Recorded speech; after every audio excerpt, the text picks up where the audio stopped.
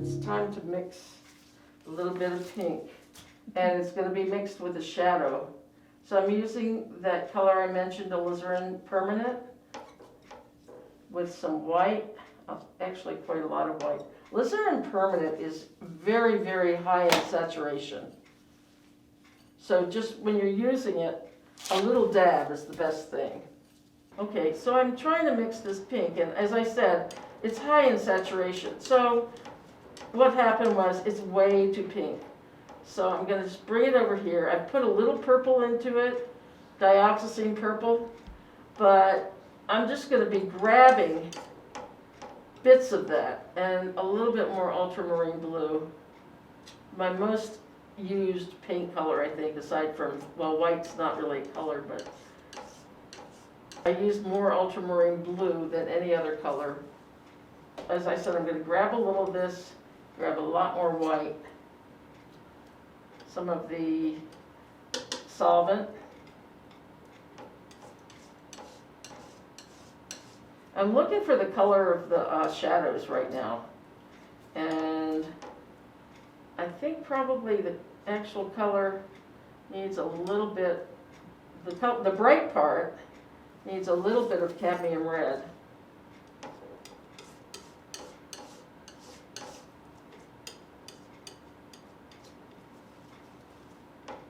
And I don't want it to get like bubble gum, so a little more white. And this is the main color, even though I'm going to be making a shadow color from this.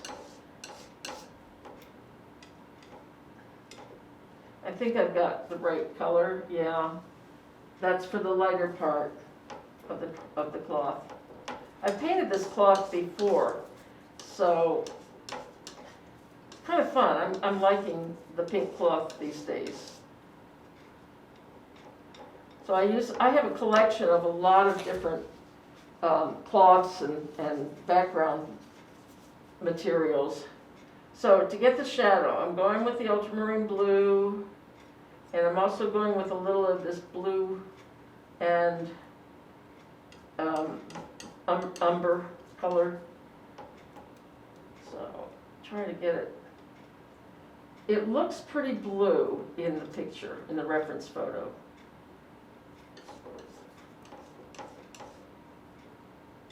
And parts of it are bluer than others, so I'll mix a part that's a little deeper.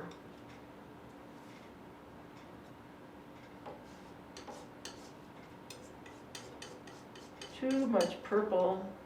Grab a little bit of the burnt umber. I mentioned raw umber by mistake, but that is a color that is used. So I'm trying to get kind of cross between gray and purple. Grab a little bit more of this, making my own gray. You can buy gray paint though, and there's nothing wrong with that.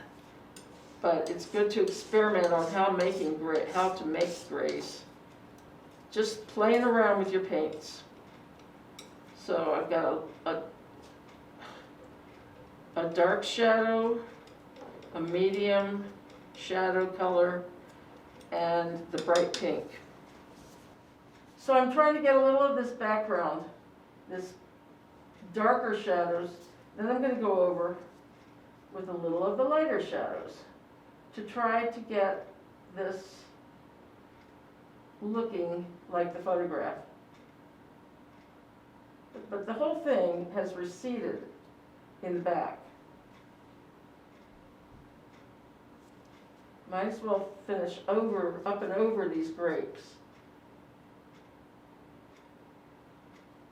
I don't want the cloth though to look too purple. So what I'll probably do is go over it later with a glaze, possibly that will be a pink glaze. And I'll talk about glazing a little bit later.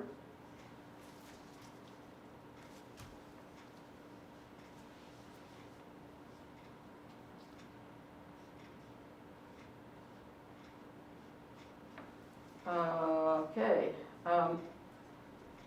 I just wanted to get that part in. I'm going to go a little bit lighter right here.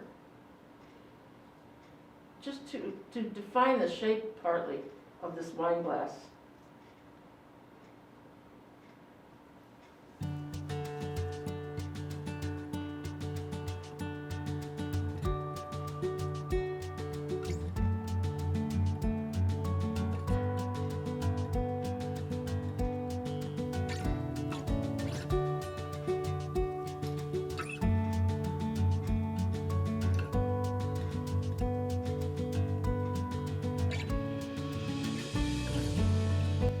So they're in a cloth like this, you're gonna find areas that are, because it's not perfectly flat like a piece of paper would be, there are gonna be areas that have some subtle shadows.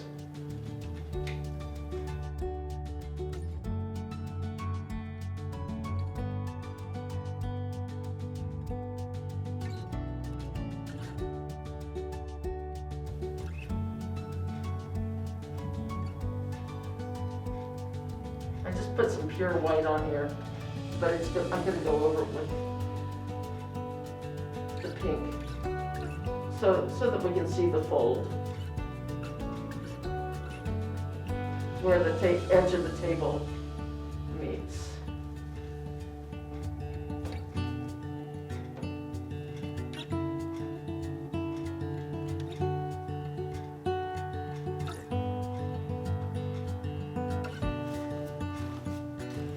I think I put it on too thickly, and take some off.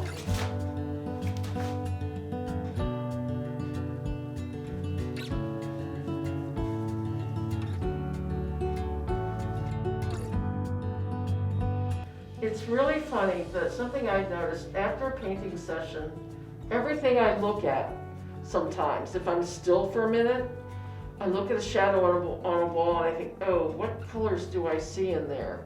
And then you'll see maybe a dark part that's maybe bluer, and then it's lighter, and then all of a sudden you're seeing some green. So it's just funny how painting kind of makes you look at things.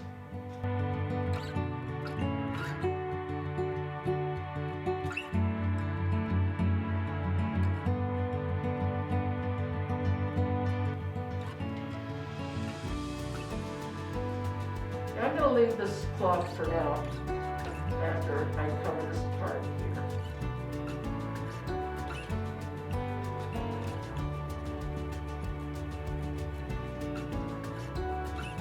I said I was going to leave it, but I haven't yet. And now I want to go into the glass. I really want to do that next.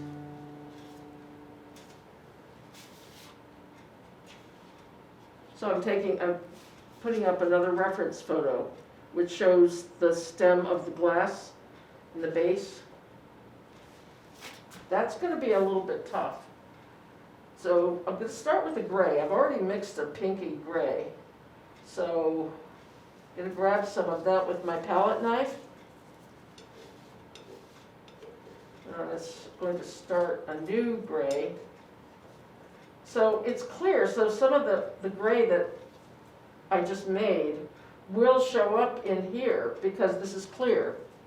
However, it's a little bit darker, but not super dark.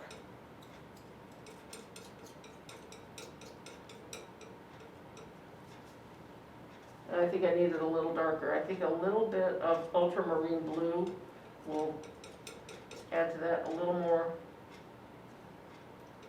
alizarin crimson. I'm going to grab a little tiny bit black. It's ivory black, by the way.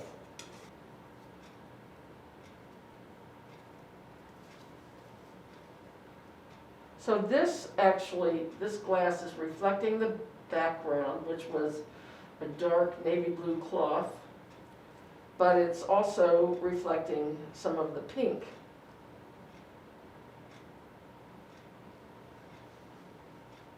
So it's best to go in with darks first.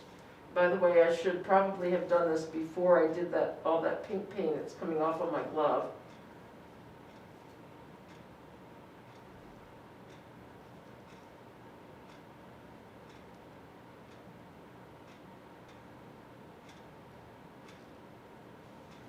So it's best to put your darks in first because it's easier to go over a dark if you have wet paint with a light than it is to go over a light with a dark when you have wet paint. And I have it a little too much of an angle, so I need to fix that. I'm going to go back in with some of the pink.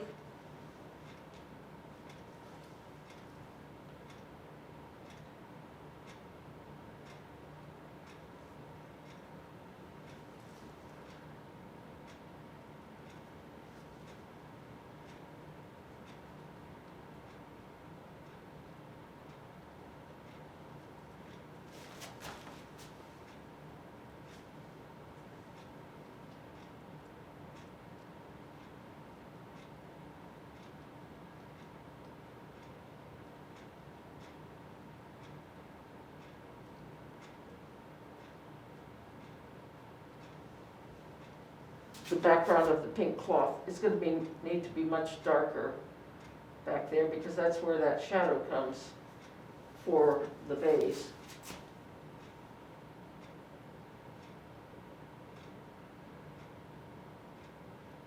And I'm just kind of going over that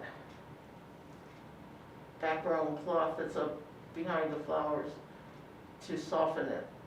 And I'll go over it again with the dark at a later time.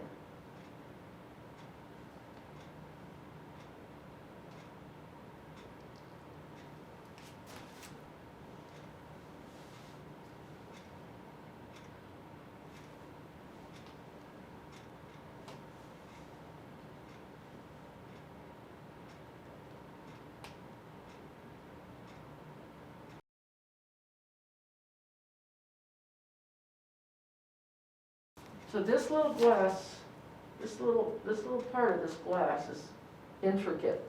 If you look at the lighting on it at the base, there are just lots of little highlights and little spots that are much lighter. And that's kind of what glass is all about, but it makes it a little difficult, but not impossible.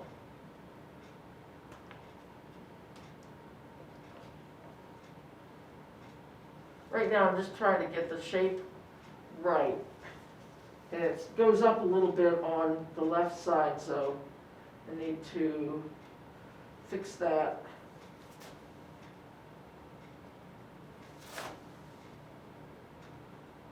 I'm constantly kind of looking at my reference photo and using a very sharp, softened brush stroke.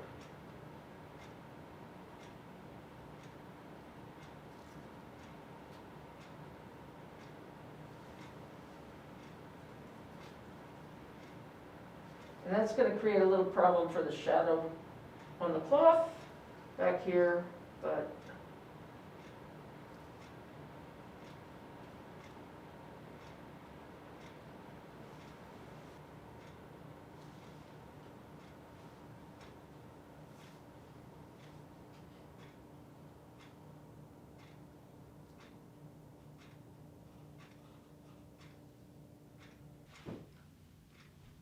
okay, now I'm going to try to tackle the lights in that glass. And it's painting wet into wet. Some people would let it dry, but then your brush strokes are going to be too harsh or too sharp if you let it dry. So you have to kind of try to keep it a little bit wet. So I'm taking a little white, I'm just doing it with my brush right now. Taking a little of that gray and lightening it up with the white. I don't want it to be stark white. Although at the end, I'll put a few highlights on the glass that will be very bright. So I've got a light gray going on right now. And I want to just try to use the sharp end of my brush. See, I've gotten a little paint in the background, but that can easily be fixed.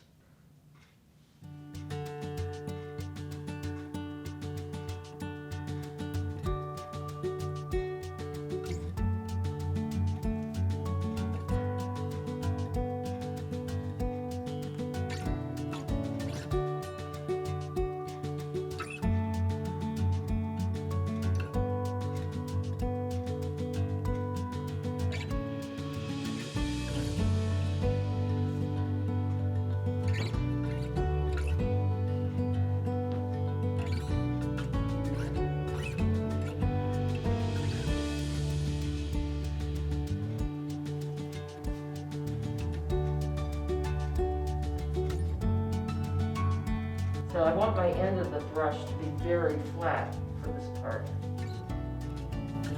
And by the way, this is the part where your drawing skill is going to be very important. I'm not saying I'm the greatest drawer, but if you can draw learn to draw before you paint. Very, very important. That's for realistic painting. And you probably should know how to draw for abstract too.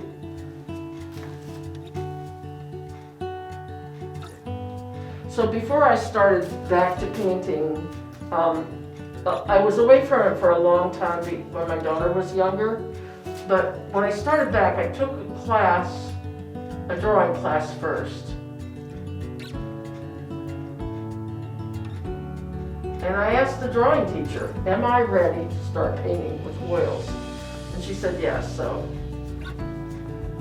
I try to practice drawing objects, people, sometimes in the spring or summer when we're watching baseball, which we watch a lot of, there's a lot of downtime, and I can sit there and do a drawing and then look up at the TV later. I mean, when it's during the action.